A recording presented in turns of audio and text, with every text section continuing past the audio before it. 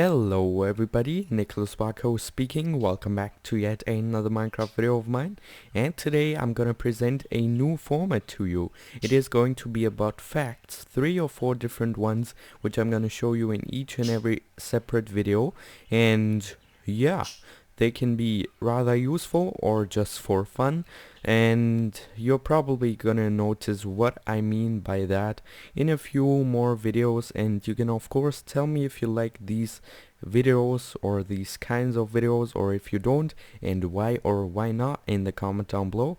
But enough of that, let's begin with fact number 1. So the first fact is going to be about coal, as you can obviously see right here.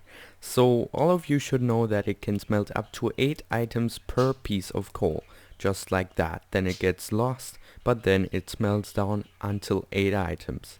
Now if you go to your crafting bench and put these coal pieces into a grid just like that to make a full block of coal, it's 9 pieces by 8, 72, and that should of course also be 72 uses on the coal block. But that's wrong. The coal block can smelt up to 80 items. That is, yeah, a little bit of an advantage. It gives you 8 more items than you would have gotten if you only used 9 pieces of coal. So better use the coal block to smelt mass quantities of items instead of only 1 piece of coal. So that can be 40, 64 and 16 raw fish, for instance.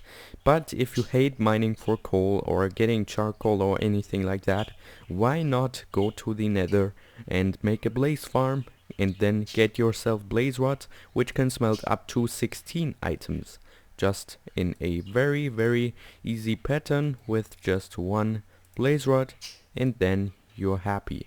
But if that's still not enough, why not grab a bucket of lava that can smelt up to 100 blocks or 100 items, and then it's gonna be more than 1.5 stack of whatever item you wanna smelt. The second fact shows a nice feature Cobweb has onto blocks that have physics. For instance, red sand, normal sand, gravel, and anvils. Once you remove a block which is underneath the block you want to have falling down into the cobweb, something cool is gonna happen. So as you can see, the sand does not go right through, it doesn't break at the beginning, and then it slowly slides through. And let's do the same with the sand and the gravel. So as you can see, it looks pretty cool. You can also use these for a quicksand trap, for instance. I also did one of these. I'll make sure to leave a link at the end of this video, and then you see you slide right through. At the end the sand breaks, but you cannot really get out unless of course you can fly out and make cheat a little bit, but eventually these will also break. Yep, there goes the sand and the gravel, and of course same thing with the anvil, just that it is a more spectacular thing in my opinion. If you would have somebody trapped in an area like this right here, then he wouldn't be able to get out, and slowly the anvil or the death is coming from above. It looks like it's getting closer and closer, and eventually it'll crush you, but then it'll break before you even get harmed. Fact number 3 is something for builders, and we have a little lake or a little bit of a water source down here with lily pads on top and then sand floating on top of these. So if we now break the lily pad and the sand falls down, we can have the chance of the lily pad ending up on the sand once we place it right at the right amount of time. It might take some tries, but I'll try and do my best here. And now let's try it. Yup, there we go. There's another one. That didn't work out too well, but you gotta figure out the exact point where the sand falls down, and then you can have yourself some really nice walkways. If you remove some of these, then the effect is gonna look even better. If you have some overgrown walkways, just like that maybe, and then have some plantation going on these. Of course, do not update them. Do not update them. Okay, I guess they are update resistant. Okay, then they're gonna stay there forever, I guess. Okay, never mind then. Then they are gonna look pretty fancy. And now let's move on to the last and fun fact. So for this one I have exactly 15 chicken in each of these containers. In the orange one 15, and in the yellow one also 15. So imagine this, you got yourself this awesome sword, don't want it to break, but still want to get most out of your chicken, or most loot out of them.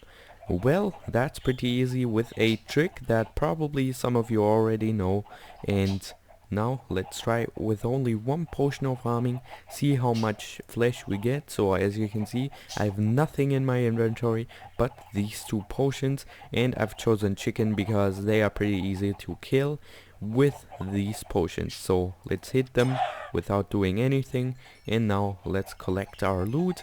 We got 19 feathers and 15 chicken, so we're gonna throw these on the ground here.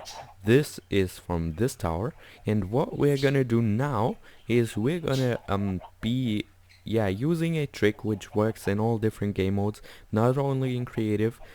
And then we're gonna throw the potion onto the chickens, but we are then going to switch to our looting sword by hitting these numbers, because that works the fastest and easiest. So this is also the reason why this is a little bit higher, because then we gain more time changing to our sword, and then the potion is first gonna land on the chickens, because if you would do it down here, these chance would be very slim that you could get to your sword in time.